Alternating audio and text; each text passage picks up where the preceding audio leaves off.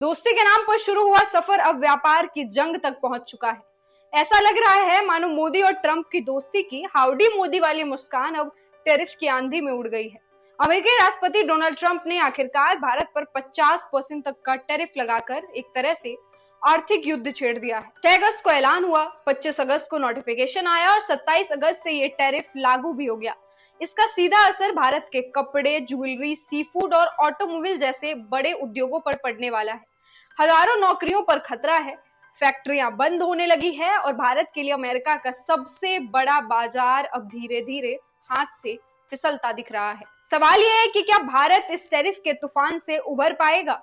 क्या प्रधानमंत्री नरेंद्र मोदी अमेरिका को उसकी ही भाषा में जवाब देंगे या फिर कोई समझौता का रास्ता निकलेगा? इस पूरी कहानी को शुरुआत से समझते हैं। नमस्कार, मेरा नाम श्रुति है और आप देख रहे हैं द लाइव इंडिया। दरअसल 6 अगस्त को अमेरिकी राष्ट्रपति डोनाल्ड ट्रंप ने भारत पर 25% अतिरिक्त टैरिफ यानी एडिशनल टैरिफ लगाने का ऐलान किया था। 25 अगस्त को इसका आधिकारिक नोटिफिकेशन भी जारी किया गया और 27 अगस्त तकरीबन 9:30 बजे से ये टैरिफ लागू भी कर दिया गया। यानी अब भारत से अमेरिका जाने वाले कई सामानों पर कुल मिलाकर 50% टैरिफ लग चुका है। वहीं डोनाल्ड ट्रंप का कहना है ये तो बस शुरुआत है। दूसरी ओर प्रधानमंत्री नरेंद्र मोदी ने साफ कहा है कि भारत झुकेगा नहीं और किसानों और व्यापारों का नुकसान नहीं होने दिया जाएगा। और इसके लिए पीएमओ में कल उच्च स्तरीय बैठक हुई जिसमें इस टैरिफ के जवाब में भारत की रणनीति पर चर्चा की गई। लेकिन असली सवाल यह है कि इस टैरिफ का भारत की अर्थव्यवस्था, व्यापार, नौकरियों और उद्योगों पर कितना असर पड़ेगा और इसे लेकर भारत की तैयारी क्या है।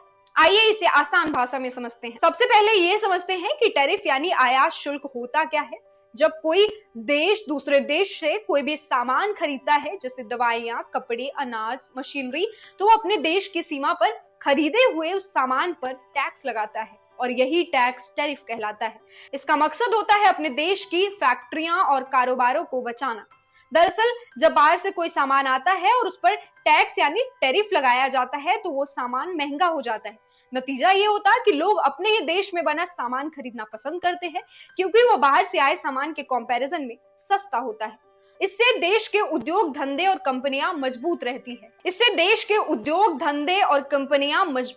है। ये तो हो गई टैरिफ लगाने के फायदे की बात। लेकिन टैरिफ लगाने के नुकसान भी कम नहीं होते। इससे बाहर से आने वाला सामान महंगा हो जाता है, देशों के बीच व्यापार कम हो जाता है, कई फैक्ट्रियों में काम रुकने से नौकरियां भी जा सकती है और कभी कभी तो देशों के बीच ट्रेड वॉर यानी व्यापार की लड़ाई भी शुरू हो जाती है। सीधी भाषा में कहे तो टैरिफ दो धारी तलवार जैसी है। एक तरफ अपने देश को बचाती है, वहीं दूसरी तरफ मुश्किलें भी खड़ी कर देती है। अब सवाल यह है कि जब ट्रंप को पता है कि टैरिफ से नुकसान भी हो सकता है तो फिर उन्होंने भारत पर 50% टैरिफ क्यों लगाया? असल में ट्रंप लगातार भारत को टैरिफ किंग कहता आ रहा है और एक कारण यह भी बताया जा रहा है। ट्रंप के अनुसार भारत अमेरिकी उत्पादों पर ज्यादा टैक्स लगाता है जिससे अमेरिकी किसानों और कंपनियों को नुकसान होता है। ट्रंप चाहता है कि भारत अमेरिकी कृषि और डेयरी उत्पादों पर टैक्स कम करे और अमेरिकी कंपनियों के लिए भारत का बाजार पूरी तरह खुला हो। लेकिन भारत इससे अग्री नहीं करता क्योंकि अगर भारत ने ऐसा किया तो भारत के किसानों और डेयरी उद्योग को नुकसान होगा। भारत और अमेरिका का व्यापार आपस में काफी बड़ा है। इसे आसान भाषा में ऐसे समझिए, सिर्फ साल 2023-24 में भारत ने अमेरिका को 6.7 लाख करोड़ का सामान बेचा, वहीं अमेरिका ने भारत से 3.54 लाख करोड़ का सामान खरीदा। यानी भारत ने अमेरिका को ज्यादा बेचा और कम खरीदा। अर्थशास्त्र की भाषा में इसे ट्रेड सरप्लस कहते हैं और यही बात अमेरिका को परेशान कर रही है। अमेरिका को क्यों परेशान कर रही है? क्योंकि भारत अमेरिका को जितना सामान बेचता है वो अमेरिका से उतना सामान नहीं खरीदता। यानी भारत की कमाई ज्यादा और खर्चा कम है। यही बैलेंस अमेरिका के खिलाफ जाता है। अमेरिका को लगता है कि इससे उसकी अपनी फैक्ट्रियों और नौकरियों पर बुरा असर पड़ता है क्योंकि लोग ज्यादा विदेशी सामान खरीदना पसंद करते हैं, अमेरिकी नहीं। इसी वजह से अमेरिका बार बार टैरिफ बढ़ाकर बैलेंस ठीक करना चाहता है। अब जानते हैं भारत अमेरिका को क्या क्या बेचता है। कपड़े, हीरे और ज्वेलरी, दवाइयां और सी फूड। वहीं अमेरिका भारत को क्या बेचता है? इसमें मोबाइल्स, लैपटॉप, टैबलेट जैसे आईटी प्रोडक्ट्स है, एयरक्राफ्ट और मेडिकल उपकरण भी है। इसके अलावा गूगल, अमेजोन और वॉलमार्ट जैसी अमेरिकी कंपनियों ने भारत में इन्वेस्ट किया है। वहीं भारत की इन्फोसिस, विप्रो और टाटा जैसी आईटी कंपनियां अमेरिका में अपने कारोबार फैला चुकी है। यानी साफ है, दोनों देशों की अर्थव्यवस्था एक दूसरे पर निर्भर है और आपस में गहराई से जुड़ी हुई है। अब बात करेंगे टैरिफ का भारत पर क्या असर पड़ेगा।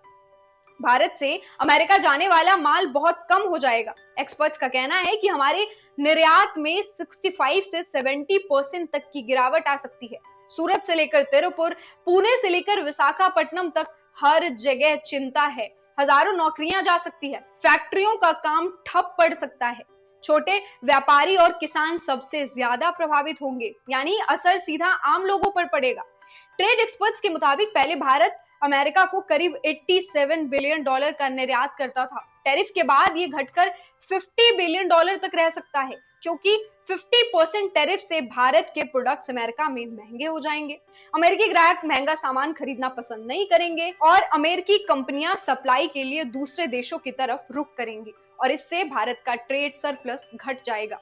वहीं अमेरिका पर बहुत ज्यादा असर नहीं होगा, क्योंकि भारत से जो सामान अमेरिका मंगवाता है, जैसे कपड़े, आभूषण, सी फूड, ये उतनी जरूरत की चीजें नहीं है और अगर है भी तो अमेरिका के पास दूसरे देशों का विकल्प मौजूद है।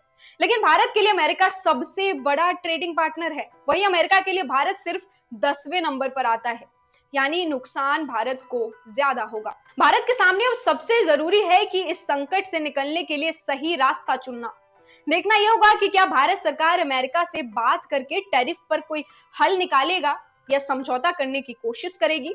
साथ ही क्या भारत यूरोप, अफ्रीका, दक्षिण पूर्व एशिया जैसे नए बाजार ढूंढने की योजना बनाएगी ताकि हमारा एक्सपोर्ट बढ़ सके। सरकार अब आत्मनिर्भर भारत पर भी ध्यान दे रही है, यानी देश की फैक्ट्रियों और कारोबारों को मजबूत करना चाहती है ताकि जरूरी चीजों के लिए हमें बाहर के देशों पर ज्यादा निर्भर ना रहना पड़े।